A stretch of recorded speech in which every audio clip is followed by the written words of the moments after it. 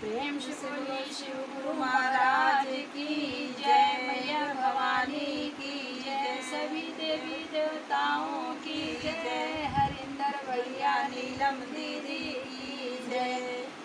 देखिए एक शिष्या के भाव। आज देवघर नगरी निहाल सखिया, आजू देवघर नगरी निहाल सखिया, सब देवता में भोला जी कमाल सखिया, सब देवता में भोला जी कमाल सखिया। देवघर नगरिया निहाल सखिया, आजू देवघर नगरिया निहाल सखिया, सब देवता में भोला जी कमाल सखिया, सब देवता में भोला जी कमाल सखिया। हाथ में डमरुआ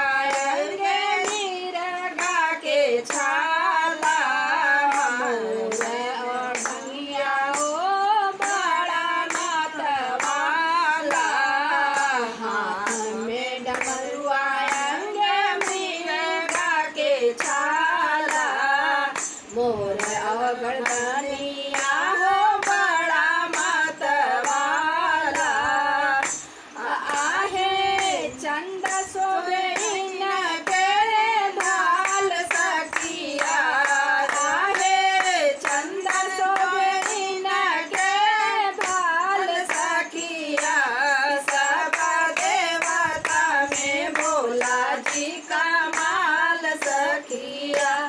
सब देवता में भोला जी कमाल सखिया।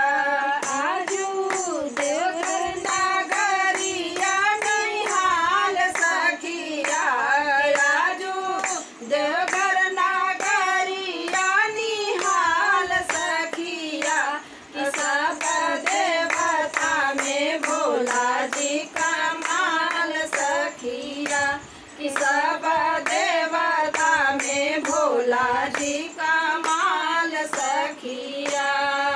हाथ में त्रिशूल शोभे गरमा में नाग जी, देखी वेशभूषा सब लोग जाला कांग जी, हाथ में त्रिशूल शोभे गरमा में नाग जी, देखी वेशभूषा सब लोग डाला जी, आहे संगवा में भूत बाल सखिया, आहे संगवा में भूत बार सखिया, सब देवता में भोला जी का